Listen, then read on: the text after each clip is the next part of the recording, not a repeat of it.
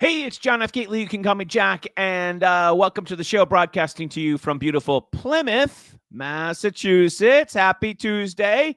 We have the big Trump speech tonight, 9 p.m., which is great.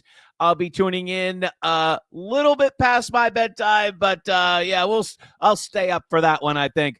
I have my own speaking engagement, and fortunately for the president, mine is a little bit earlier, so, I wouldn't want to take any audience from him. Mine's a little earlier. I think it's like 6 o'clock or something. So I'll be done and home before 9 so as not to inconvenience the president. I wouldn't want to do that. But yeah, I don't go out into the wild and actually speak in front of groups very often. I did it once in January, and I have 2 things like that this month. But like usually I just talk to the camera, and now I actually have to see people. So it's a different experience. So anyways, big day today. Besides that, I also have a massive list of things to do over here. So let's get right to the show. There is a lot to talk about on today, Tuesday, March 4th.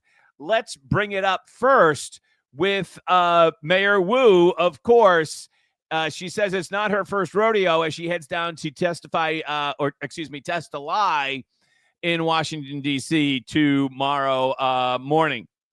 So here is Mayor Wu. You've probably seen this clip already, circulated widely over the internet yesterday. Let's take a listen. I express condolences along with our police commissioner and district attorney, because every loss of life is a horrible tragedy.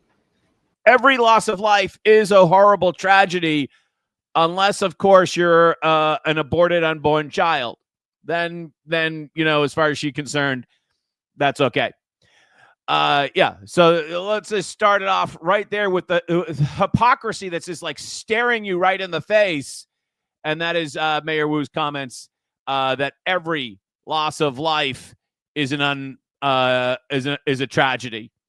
Unless it's considered care, and then, she could care less. So having said that, because I was so incensed by that quote yesterday for any number of different reasons, I also wanted to throw out this particular theory that doesn't mitigate the political tone deafness of the mayor when she extended her condolences to the perpetrator's family on Saturday evening. But it is very possible. The kind of conventional wisdom that we have right now is that there was one bad guy and 3 individuals that he chased into the Chick-fil-A who were innocent, and as well as being everybody else there was innocent. But it is very possible, just want to throw this out as a possibility, that there was one bad guy plus 3 other bad guys. In other words, what motivated the attack? Now, it's very possible that there was no motivation. It's very possible that Mr. Jaramillo just snapped and said, I'm going to walk down Boylston Street and stab the next 3 people completely randomly. That is totally a possibility. That is totally a possibility that there's only one bad guy. But there's also the possibility that he got in some type of scuffle with the 3 people that you see moving down the sidewalk before him. It's very possible that he got in some type of scuffle. Maybe they tried to rob him or something like that. And instead of doing what you and I would do, which would be to seek the police, instead of doing that, he decided to come and do some type of knife-wielding vigilante revenge thing on Boylston Street, which obviously is completely wrong, and it paid the ultimate price, effectively. We don't know. But my gut tells me that there might be other people on Saturday afternoon / evening that also might have been up to no good, right? That they maybe tried to rob him in the Chipotle or mugged him or something. And that's what precipitated, not to excuse it, but that would be the full story, right? Or he just snapped and decided to randomly stab you. But I don't think that is, or attempt to stab. I don't think that's the case. I think something happened at the Chipotle, and hold on a second. There we go.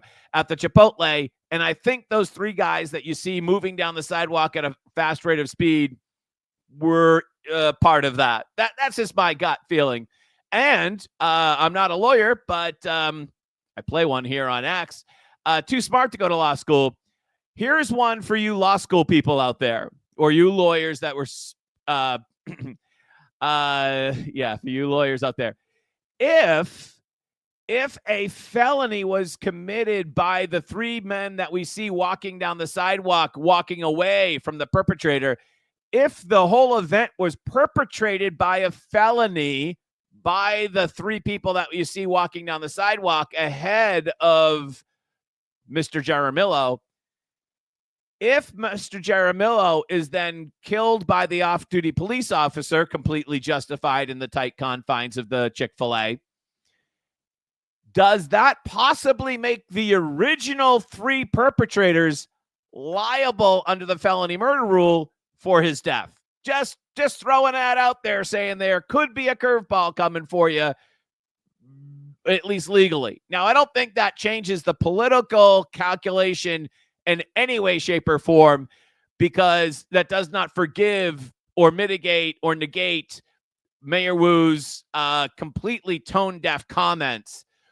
But I think it complicates the legal situation going forward, if it's true, and who the hell knows, really. I'm just kind of throwing out there that I don't think we know everything there is to know right now. That's all I'm saying right now. But we do know more about Mr. Jaramillo, and the more we learn, the more we understand how inappropriate it was for the mayor to completely and absolutely express her condolences for him. Let's go to this backgrounder piece from Channel 5. And by the way, you can actually hear in Karen Anderson's report here how biased the media is, because they refer to Mr. Jaramillo, who I'm probably mispronouncing his last name, by his first name to humanize him. But it also shows some bias on CVB's part and Karen Anderson's part in regards to this story. Let's pull up this report from Karen Anderson. They want to know what happened that led to Lamarck being shot and killed by police. Lamarck was a good guy. He didn't deserve this. Jennifer. He was a good guy, didn't deserve this. This is from the girlfriend. Actually, yeah. If you walk down Boylston Street making jabbing motions with the knife, and then you walk into a crowded, tightly packed restaurant, you deserve it. And it's to say that, to suggest that he didn't deserve it, somehow says that you think the police officer off duty acted inappropriately. And there's no evidence of that. There's absolutely no evidence of that. Geddes is cherishing her memories with Lamarck Jaramillo. She says she last saw him just days. Oh, it is Jaramillo. I think I got it right. Before he was shot and killed by a Boston police officer at the Chick-fil-A near Copley Square. She now wants answers. Right. Justice for Lamarck. For somebody to be shot down so many times, it's senseless. It's not, you know what's senseless? What is senseless is if you were somehow accosted by these three people, and then you walk down Boylston Street with the knife and then walk into a crowded restaurant, what do you think is going to happen to you? You run the risk of, I don't know, encountering an off-duty police officer who does their job and saves lives. What would have been more senseless, girlfriend, would have been if the good guy with the gun wasn't there. If the good guy with the gun wasn't there, what would have happened next? what would have happened next, which kind of goes back to this feeds into totally like this is a total like Toby Leary type of riff right now, where the more good guys that have guns that are walking down the street, the safer you are. Hello, Wyoming. I've never felt safer, even in the most rural, wild parts of Wyoming and in the cities such as they have. And they have actually a big drug problem out there, believe it or not, than in Wyoming, because you can assume that everyone has a gun and everyone assumes that you have one, which makes it a lot safer, believe it or not. Jennifer says they were dating for a decade. She calls him loving and close to her 2 children. My kids loved him. I had to break the news to them, and it's hard. She admits Lamarck I'm sure had that was awful, and I would imagine that Mr. Jaramillo, had a good side, right? Most people do, but he also has this side, which Karen Anderson reports. problems. 5 investigates found court records from Boston, Quincy, and Hull, charging him with crimes ranging from vandalism, tagging, trespassing, and defacing property, to robbing a young woman who was walking home from the Forest Hills MBTA station with a switchblade knife in 2010. He was in high school at the time. Jennifer had also taken a restraining order out against him in 2018 after he was charged with assaulting her, telling police he had vandalized her property and pulled out a knife. So it's been a bumpy road for Lamarck, right? Not a choir boy here. People make mistakes. We were together a long time. It's not always perfect. It's not always good. Lamarck, in sympathy for this woman here, the girlfriend, people do make mistakes, and, you can bounce back from that. And I don't think that I don't think that one restraining thing, that was a problem, probably very traumatic at the time, but it was in 2018. People make mistakes. People can reform themselves, I guess. It doesn't seem like that happened in this case, though. Lamarck's family declined to comment on camera. One relative I spoke with said they are grieving and devastated by what happened, adding, "Our hearts go out to the police officer and his family." Well, that was a nice touch on their behalf. They all want more information. I just feel like he deserves justice. Oh, there we go. 1 minute and 50 seconds into the video, and we finally get to the point. You know what it means to demand justice. What does that mean when you demand justice? Anyone? Class? Bueller? When you demand justice, that means either A, you want someone prosecuted, which is highly unlikely in this case, although we have seen Soros DA prosecutions of police officers all over the country that were completely unjustified. But what she probably wants, anyone? Bueller? What would justice mean to the girlfriend and the family? What would justice mean to the girlfriend and the family? Elliot Ness got the answer right. When will the city cut a check for the family of the perpetrator? Bingo. They're already looking for it. They're already looking for it. Yes, Elliot Ness. Just a matter of time before they're looking for their check. Yep, they're looking for the check. By the way, this account, anonymous as it is, so the family of the dead guy is apologizing to the off-duty officer for having put on a couple of rounds into the assailant. So the family of the dead guy gets it, but Wu Train doesn't get it. Yes, anonymous AJ account, you also get it. That is correct. The family of the deceased understands more than the mayor herself. Yes, you've got it. I don't recall one member of the Democrats offering condolences to a single family that lost their loved ones to violent illegal aliens.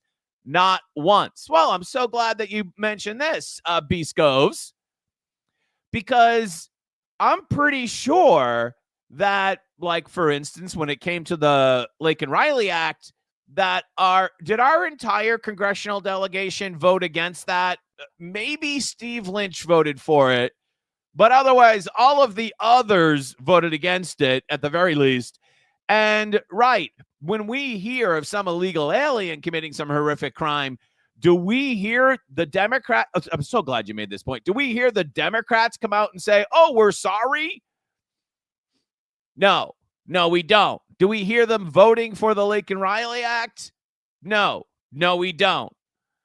The whole Democrat, understand that the whole Democrat industrial complex, the pro-invasion complex, is all about two things. And Elon Musk actually got this wrong the other day in his interview with Joe Rogan.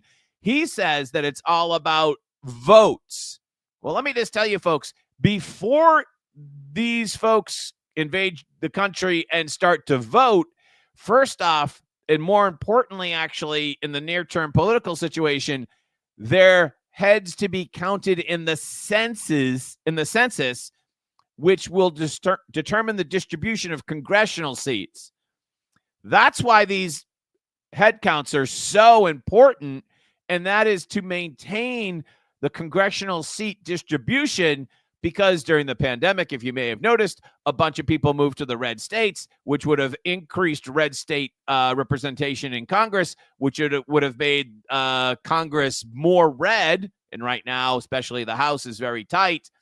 All of these people that they've imported are going to help maintain Democrat congressional seats in blue states. Understand what's going on there. And the whole Democrat pro-invasion situation and all the NGOs that go with it are all about maintaining first the congressional seats and then later on the votes. The votes are a kind of a longer term game. Congressional seats is the first thing, which does not surprise me that the first lawsuit brought by immigrant groups, we have a breaking story about Mayor Wu. We're going to cover that in just a second. The first lawsuit about the temporary protected status is coming out of Boston. The first lawsuit about the protected immigrant status is coming out from Boston. Remember, they're suing because they were granted temporary protected status, and now they are just finding out about the meaning of the word temporary. So if you're granted protective status straight up, then you should be fine. But if you're granted temporary protective status, temporary means not permanent, means it could go away. It means you might want to, don't count on it. But the first lawsuit to challenge the temporary protective status is from some civil rights lawsuit organization here in Massachusetts. Of course it is. Of course it is. By the way, we do have a breaking story out of the Herald relative to Mayor Wu. Let's cut to it together. Mayor Wu spending $650,000 to prep for congressional sanctuary city hearing. Oh my God! This just breaking at 8:26 this morning. Mayor Wu expects to pay up to $650,000 to prepare for tomorrow's congressional hearing. I don't know why it would cost so much, to tell the truth.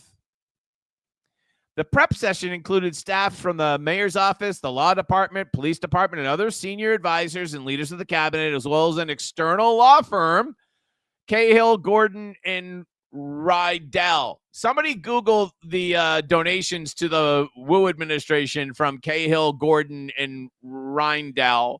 I'm guessing they probably donated to Mayor Wu in the past.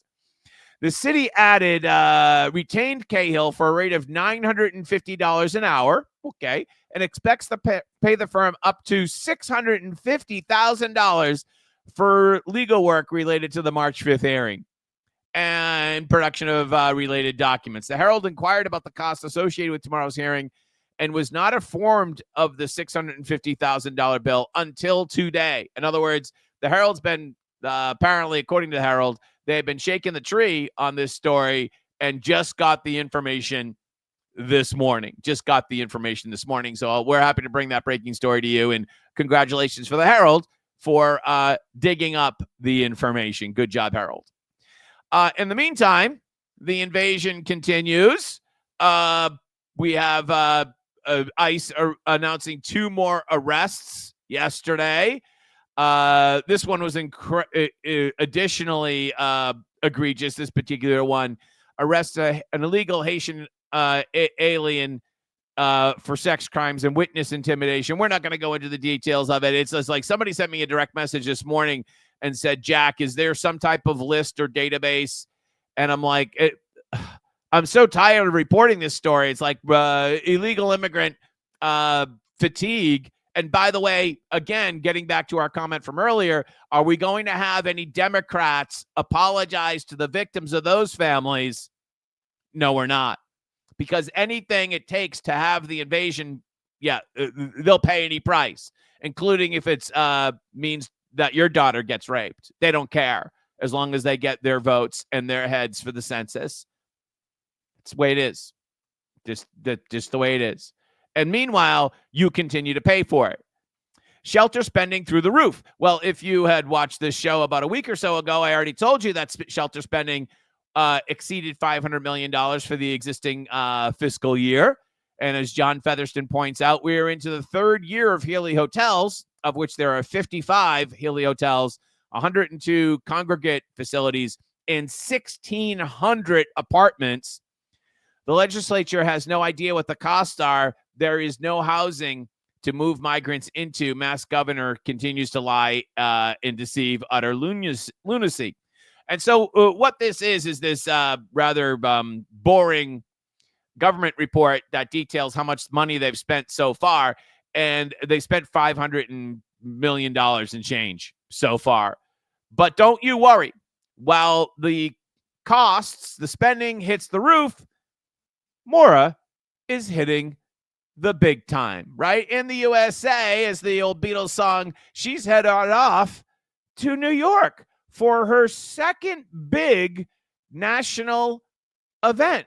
By the way, thank you so much for joining us today. It was great to have you. First, the New York Times, now Seth Myers. If she was concerned about re-election, she'd be doing interviews with Jimmy and the local Springfield TV station. But she doesn't seem to be concerned with that. No. Oh, my God. This totally feels like Dukakis 1985. Oh, Jack, why would you say that? Because Dukakis 1985, he was kind of looking at 86, where he had to run for governor for what would be his 3rd term. And he was like, I'm totally going to win that. So in 85, he started to position himself nationally, and that's exactly what Maura is doing. So she will be on Wednesday night. She's going to be on late night with Seth Myers. Wednesday night with Mindy, you know the thing, with Mindy and Kate Hudson, John Turturro, all these people are going to be on Kevin Hart's Thursday night. But Mindy and Maura, it's going to be the Mindy, Maura, and Myers show. And this is important because, again, if she was really concerned about running for re-election or concerned about beating whoever she's going to have to face, she'd be doing local media. But instead, she's raising her national profile. If you haven't noticed right now, there is a vacuum on National Democrat side because the Democrats are in complete and utter disarray. And Maura is trying to step into that vacuum and be the voice of reason. I was actually struck. Maura is trying to step into that vacuum and be the voice of reason. I know it's hard to believe as the lefty but reasonable person Adam Riley observes from GBH. Hold on, let me say it wrong. WGBH. First, the big New York Times interview. Now Seth Myers. One more national appearance, and I think we've got a Healy boomlet. Adam, to think that this is not completely and absolutely designed by Healy is a mistake. Will there be a third national thing? Yeah, there will be. When might not be right away. It might be too much to kind of lard it on next week.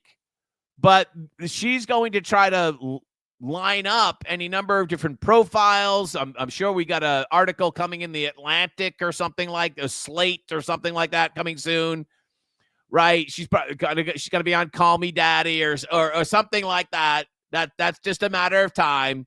She'll drip these things out over the springtime as she raises her national profile, which won't hurt her locally, because that means she'll be able to raise a lot of. You see, this is kind of a 2-track strategy.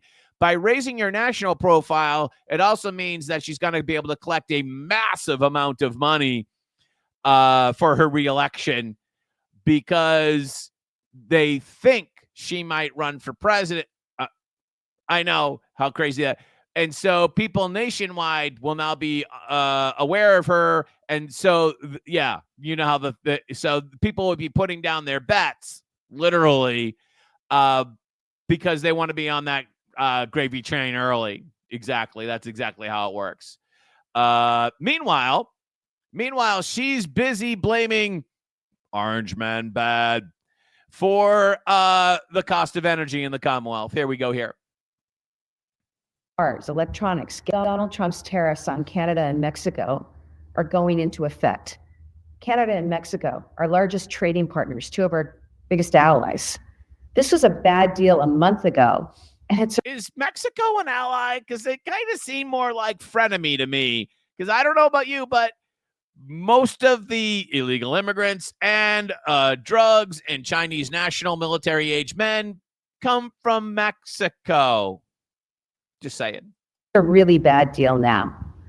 Tariffs are a tax on groceries, cars, electronics, gas, everything. You hear? Let me explain why she's upset. She is not upset about the fact that you're going to pay. If tariffs are a tax, she's not opposed to taxes. She's just opposed to the taxes that she can't control, that she doesn't collect. It's not that she's opposed to taxes. She just doesn't like the taxes that she doesn't collect. Understand the nuance. And we're going to pay a price for it. A lot of our energy here comes from Canada. And why is that, Maura? Why does a lot of our energy come from Canada? Is that because you killed the 2 pipelines that would have brought us natural gas from Pennsylvania? I think that might be it. Could it be because you killed the power plant in Somerset? I think that might be it. Could it be that we could have had more nuclear power in Massachusetts, but your party is against that? I think that could be it. The fact that we have limited sources of energy is your fault primarily, and that of the Democrat Party, right?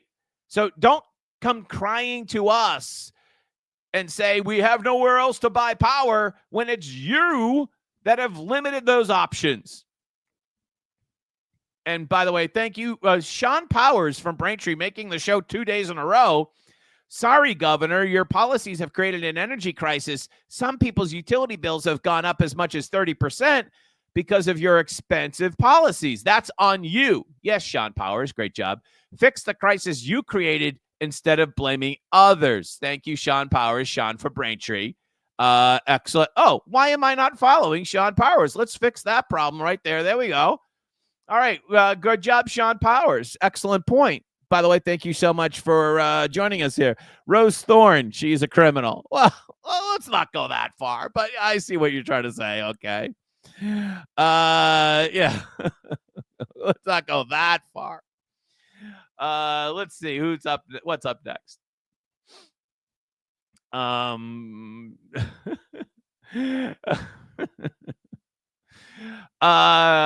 clown party. Donald Trump made me a shitty governor. Maura Healey. Okay. Maura has an opponent. Now, if you've been watching the show for a while, you know that I've been extremely eager to find out if Maura would face a challenger from the left. And it's now March of 2025. The election's not for a year and a half or something away. And she does already have an opponent from the left. And it is somebody called Andrea James, an advocate for incarcerated and formerly incarcerated women, is filed to run for governor in 2026. She does not seem to be like a legit lefty challenger, but God, I hope it's going to be fun. So I said, who's Andrea James? And why is she an advocate for formerly incarcerated women? And the answer is she's a formerly incarcerated woman. So Time magazine, time.com, Maura's primary opponent spent 2 years in the federal penitentiary. Apparently, she was sentenced on a wire fraud violation, and she was a real estate attorney. And in 2010, I was sentenced to serve 2-year federal prison sentence for wire fraud, and she wrote about it for Time magazine. You can go to my feed and click the link if you want. Which, as far as I'm concerned, this is completely on brand for the Democrats. And the fact that Maura's challenger spent time in prison, this is actually maybe boosts her credibility with the Democrat base, right? Might boost her credibility. I really hope she fields any number of other lefty opponents. That will just be so awesome to watch Maura bat away these lefty opponents. While the meantime, hopefully we'll have a team reality nominee from the Republican Party, I hope. Which brings me to my next point. Apparently, friend of the show, Mark Lombardo, who we feature here quite a bit, and who I, full transparency, supported for minority leader last December-ish, is now announcing his endorsement, effectively, of a candidate who has not yet even announced himself, Mr. Shortsleeve. So, as reported by Politico, Kelly Garrity, State Representative Lombardo from Billerica, says he's supporting Brian Shortsleeve as the Republican candidate for governor per an email, and that he's reaching out to on Brian's behalf, because Brian hasn't declared himself, to request a visit to your Republican town or city committee. Could you share your committee's meeting schedule for the next several months if regularly scheduled? Blah, blah, blah, blah, blah, blah. That's interesting. I'm excited to support Brian Shortsleeve as a Republican candidate for governor. Harvard Business School. He's a Marine. He's leadership roles at Bain and Company and General Catalyst. He's a venture capitalist, Bain. When I hear Bain, I think of Mitt Romney. Served as the MBTA's first ever chief administrator. I don't know who Brian Shortsleeve is, so I'm not going to say yes or no to him. I think I'm going to something later this month where I'm going to hear him speak, but I don't know. I don't even know who he is. I was kind of hoping that Representative Lombardo would actually run for governor because I'm a big fan. And so I was kind of for the shelter program. Massachusetts is the only state in the country with the right to shelter. I was kind of hoping he'd run for governor. In fact, just watching the tea leaves here as somebody that's constantly posting videos like this, I was thinking like maybe he gets it. He understands in the kind of the David Portnoy way of how to communicate in 2025. I was thinking he was kind of going to be the candidate, but now he's supporting this Brian Shortsleeve guy who hasn't even announced yet. And I, again, don't want to poo-poo Brian Shortsleeve because I don't know anything about him other than the bio I just read to you about. So it's heating up. Let's just say that. It's heating up. In the meantime, another exceptional video from Mass Fiscal. So if you didn't notice or didn't read the fine print about the election results in 2024, there is possibly a huge electoral opportunity in what the Dems call the gateway cities. And the most clear example of that, of course, is that Trump won Fall River, which is unheard of, right? And if the Republicans are going to win the corner office in 2026, they would need to win some of those gateway cities, or at least lose them by less than they usually lose them. And of course, this would be the number one rule in politics: make your weakness your strength. When you take your weakness and make it your strength, you almost always win. And if Republicans can start to win these little cities or lose them by less, that changes the political map entirely, I think. Doesn't it, Brad Wyatt? Maybe Brad Wyatt could chime in one day and tell me if that's right. But I think it does. And so what we have seen in Fall River, New Bedford, Lawrence, which we're going to talk about in a minute, we've seen horrific impacts, real life impacts by Maura's policies in these smaller cities, non-Boston cities, we'll call them. And so here we are with Mass Fiscal with an exceptional, almost documentary video about the city of Chelsea. Let's hit play. Chelsea, Massachusetts. There are people on both sides of this issue who are afraid. It has been a sanctuary city since 2007. We're going to be in big trouble. Over the last 15 years, Chelsea has received over $200 million in direct federal funding. But with a new administration targeting sanctuary